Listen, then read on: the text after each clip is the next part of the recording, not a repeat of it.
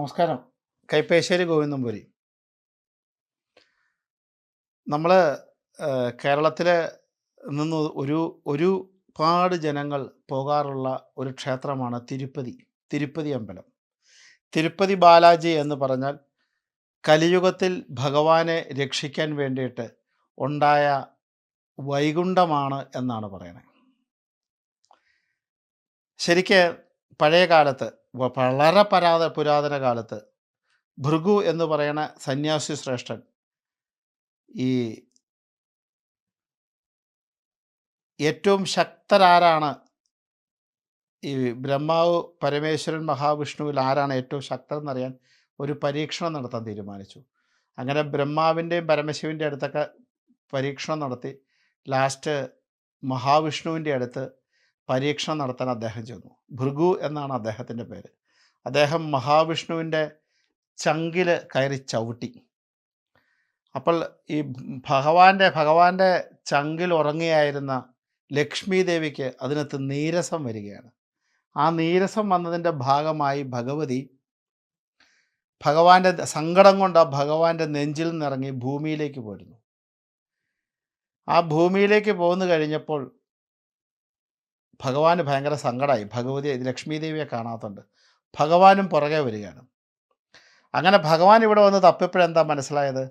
ഈ പത്മാവതി ഒരു രാജകുടുംബത്തിൽ പത്മാവതി എന്ന പേരിൽ ജനിച്ചു, പുനർജനിച്ചേക്കുകയാണ്.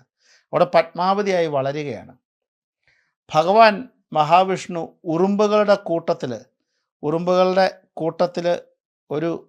ഈ ഉറുമ്പുകൾ മണ്ണ് കൂട് കൂട്ടുന്ന കൂനിയുണ്ടല്ലോ, ആ കൂനിയുടെ അടിവശത്ത് അദ്ദേഹം വിശ്രമിച്ചു. അദ്ദേഹം അങ്ങനെ ഇരിക്കുകയാണ്. കുറേ കാലമൊക്കെ ആയി ഈ ഭഗവാനെ മഹാവിഷ്ണുവിനെ കാണുന്നില്ല. അങ്ങനെ ബ്രഹ്മാവും പരമശിവനും കൂടെ ഭൂമിയിലേക്ക് വന്നു. തപ്പി വന്നപ്പോൾ ഇദ്ദേഹത്തെ കണ്ടുപിടിച്ചു. ബ്രഹ്മാവും മഹാദേവനും വരണത് എങ്ങനെയാ വെച്ചാൽ ഒരു പശുവും പശുക്കുട്ടിയായിട്ടാണ് വരണേ. അങ്ങനെ അവരാളെ കണ്ടുപിടിച്ചപ്പോൾ ഈ ഉറുമ്പിൻ പുറ്റിൻ്റെ സമീപത്ത് എന്നും ഈ പശു ചുരത്തുമെന്നാണ് പറയണേ. എന്തിനാ വെച്ചാൽ പാല് മഹാവിഷ്ണുവിന് കൊടുക്കലാണ്. അപ്പം അങ്ങനെ കൊടുത്തുകൊണ്ടിരുന്നു. അങ്ങനെയായി ലാസ്റ്റ് പത്മാവതിയും മഹാവിഷ്ണുവും തമ്മിൽ കണ്ടുമുട്ടി. അപ്പോൾ അവരുടെ വിവാഹം നടത്താം എന്ന് തീരുമാനിച്ചു. അങ്ങനെ വിവാഹം നടത്താം എന്ന് തീരുമാനിച്ച് ആ വിവാഹം നടത്താൻ കുബേരൻ എന്ന് പറയുന്ന ആൾ, അറിയാമല്ലോ, സമ്പത്തിൻ്റെ നായകനാണ്. ആ കുബേരൻ ധാരാളം പൈസയൊക്കെ ചിലവാക്കി, അല്ലെങ്കിൽ പണമൊക്കെ ഇടക്കി ഇവരുടെ വിവാഹം നടത്തി.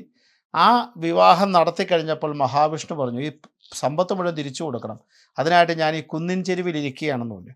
അങ്ങനെ ആ കുന്നിൻ ചെരുവിലാണ് അദ്ദേഹം, ഏകദേശം ഭൂമി സമുദ്രനിരപ്പിൽ നിന്ന് 3000 അടി മുകളിലാണ് ഈ പറയുന്ന ക്ഷേത്രം കുടികൊള്ളുന്നത്.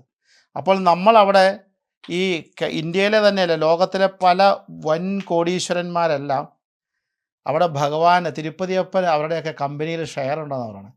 കാരണം ആ കമ്പനിയിലെ ഒരു ഷെയർ തിരുപ്പതിയപ്പൻ്റെ പേരിൽ വെച്ചിട്ട് ആ പൈസ ഈ ക്ഷേത്രത്തിൽ എല്ലാ വർഷവും എത്തിക്കും.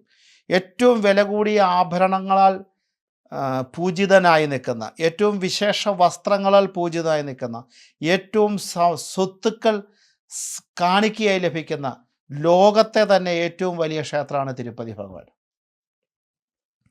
അപ്പോൾ ഈ ആൾക്കാരിങ്ങനെ പൈസ കൊടുക്കുമ്പോൾ ആ പൈസ കുബേരന് അദ്ദേഹം കൊടുത്ത് കടം വീട്ടുകയാണെന്നാണ് പ്രമാണം. അപ്പോൾ ഭഗവാന് നമ്മൾ കടം വീട്ടാനുള്ള പൈസ കൊടുക്കും തോറും ഭഗവാൻ അതിൻ്റെ 1000 ഇരട്ടി നമുക്ക് തരുവാണെന്ന് അതിൻ്റെ മറ്റൊരു പ്രമാണം. അപ്പോൾ അദ്ദേഹത്തിന് കൊടുക്കുന്ന സമ്പത്ത് എന്ന് വെച്ചാൽ പൈസ കൊടുക്കേണ്ട ദൈവം എന്നല്ല ഉദ്ദേശം. അപ്പോൾ 1 കോടി കൊടുത്താൽ 2 കോടി കിട്ടുമോ? അങ്ങനെയല്ല. അദ്ദേഹത്തിന് നമ്മൾ കാണിക്ക സമർപ്പിക്കുന്നത് 10000 ഇരട്ടിയായി നമുക്ക് ലഭിക്കുന്നതാണ്. കാരണം തമിഴ്നാട്ടിലും കർണാടകയിലും ബോംബെയും ഡൽഹിയൊക്കെ നിറഞ്ഞ ഒരുപാട് ബിസിനസ് സ്ഥാപനങ്ങളുടെ ഷെയറുകാരൻ ഭഗവാൻ തിരുപ്പതിയപ്പനാണ്. കാരണം ഇതൊക്കെ കൃത്യമായി, കാരണം രത്നങ്ങളും വജ്രങ്ങളും നിറഞ്ഞ നിരവധി ആഭരണങ്ങൾ, കോടിക്കണക്കിന് രൂപയുള്ള നിരവധി ആഭരണങ്ങളാണ് അദ്ദേഹം ചാർത്തുന്നത്. ഈ അമ്പലത്തിൻ്റെ പ്രത്യേകത തന്നെയെന്ന് വെച്ചാൽ അമ്പലത്തിൻ്റെ പുറകിലെ ശ്രീകോവിലിൽ നമ്മൾ ചെവി എന്ന് വെച്ചാൽ വെള്ളം ഇരക്കണ സൗണ്ട് കേൾക്കാമെന്ന് പറയുന്നത്. അത്രയും ഒരുമാതിരി താപ ഡിഗ്രി വളരെ ചെറുതായി നിൽക്കുന്ന വളരെ ഹീറ്റുള്ളൊരു പ്രദേശമല്ല. എന്നിട്ട് പോലും അവിടെ ഭഗവാന്റെ പുറകിലെ ബിംബത്തിൽ എപ്പോഴും വിയർത്തുകൊണ്ടിരിക്കുക, എപ്പോഴും വെള്ളം വന്നുകൊണ്ടിരിക്കുക എന്ന് പറയുന്നത്. അപ്പോൾ ഭഗവാൻ ഇങ്ങനെ വെള്ള തുണി കൊണ്ട് തുടച്ചു കൊടുക്കണമൊക്കെ നമുക്ക് സാധിക്കും. ശരിക്കും ആ ശ്രീകോവിലേക്ക് നോക്കിക്കഴിഞ്ഞാൽ ഭഗവാൻ മധ്യഭാഗത്തായിട്ടായിരിക്കണം നമുക്ക് തോന്നണേ. പക്ഷെ അതൊരു വലതുഭാഗത്തായിട്ടാണ് ഭഗവാൻ ഇരിക്കണേ. പക്ഷെ നമുക്ക് കാണുമ്പോൾ മധ്യഭാഗത്തായിട്ടാണ് തോന്നണേ. അങ്ങനെ ആ വൈകുണ്ഠനാഥൻ, കാരണം ഭൂമിയിലെ വൈകുണ്ഠം എന്നാണ് തിരുപ്പതിയെക്കുറിച്ച് പറയണത്.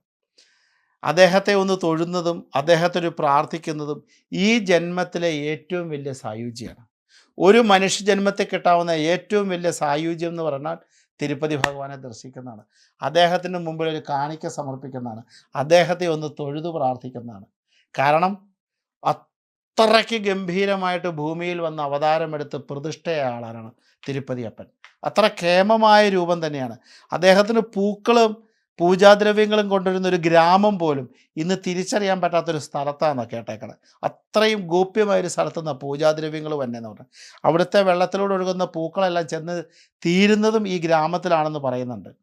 അപ്പോൾ എങ്ങനെ നോക്കിയാലും ആ ലക്ഷ്മീ ദേവിയുടെയും ഭഗവാന്റെയും ഒരു വിരഹത്തിന് രേഷം ഒരു യൗവനികം മറഞ്ഞ് അടുത്ത കാലാന്തരത്തിൽ അവർ തമ്മിൽ യോജിച്ച് അവരെ യോജിപ്പിക്കാനായിട്ട് ബ്രഹ്മാവും മഹാദേവനും കൂടി നിന്ന് കുബേരനായി നിൽക്കുന്ന ഭഗവാന്റെ സർവ്വ ആശീർവാദത്തോടെ സമ്പൽ സമൃദ്ധമായി നിൽക്കുന്ന ആ ഭഗവത് സ്വരൂപത്തെ കണ്ടു തൊഴുന്നത് ധനപരമായി നിൽക്കുന്ന ഉയർച്ചയ്ക്കും സാമ്പത്തികപരമായ ഉയർച്ചയ്ക്കും ശ്രേയത്തിനും പേരിനും പ്രശസ്തിക്കും ഇതിപ്പരം കേമമില്ല എന്നാണ് പറയണേ.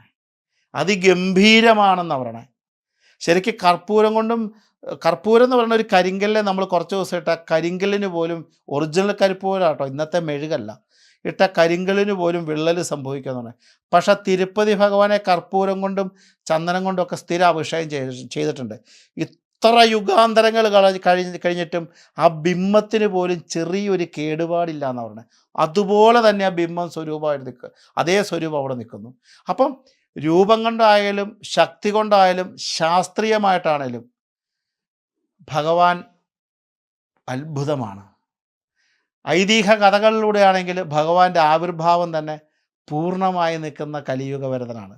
അപ്പോൾ കലിയുഗവരതനായി നിൽക്കുന്ന അല്ലെങ്കിൽ കലിയുഗത്തിൽ ജനങ്ങളുടെ ദോഷങ്ങൾ മാറ്റാനായിട്ട്, അവർക്ക് സമ്പത്ത് കൊടുക്കാനായിട്ട്, സമൃദ്ധി കൊടുക്കാനായിട്ട്, സ്ത്രീത്വം കൊടുക്കാനായിട്ട്, ഐശ്വര്യം കൊടുക്കാനായിട്ട് ജനിച്ചതായിട്ടാണ് കണക്കാക്കപ്പെടുന്നത്. അപ്പം നമ്മുടെ ജീവിതത്തിലെ ഏറ്റവും വലിയ മഹാഭാഗ്യമാണ് ഒരു പ്രാവശ്യമെങ്കിലും തിരുപ്പതി ദർശനം. ഒരു പ്രാവശ്യമെങ്കിലും ശരിക്കും ഒരു 21 ദിവസം നൊയമ്പൊക്കെ എടുത്ത് ആ നൊയമ്പെടുത്ത് ഭഗവാനെ കാണാൻ വൃത്തിയായിട്ട് നൊയമ്പൊക്കെ എടുത്ത് പോകുന്നത് വളരെ നല്ലതാണ്. 21 ദിവസം സമർപ്പിക്കാനുള്ള ഭഗവാനുള്ള കാണിക്ക ഒരു പാത്രത്തിൽ 21 ദിവസമായിട്ട് ഓരോ ദിവസം ഇട്ട് സൂക്ഷിച്ച് വെച്ച് ആ കാണിക്കയായിട്ട് ഭഗവാന്റെ പാതാരബന്ധങ്ങളിൽ ആ കാണിക്ക സമർപ്പിക്കുന്നത് വളരെ കേമത്തമാണ്.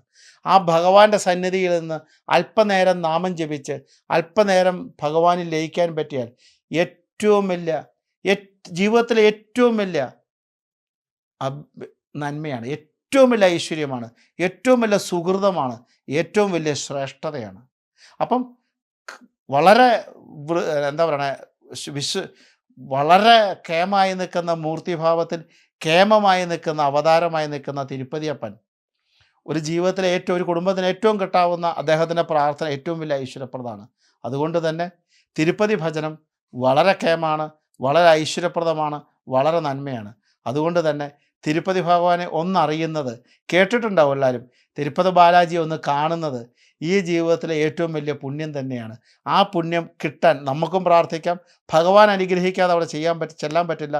ഭഗവാനെ പ്രാർത്ഥനയിൽ ഉൾപ്പെടുത്തുക. ഒരു ദിവസമെങ്കിലും ഭഗവാനെ തൊഴാൻ ശ്രമിക്കുക.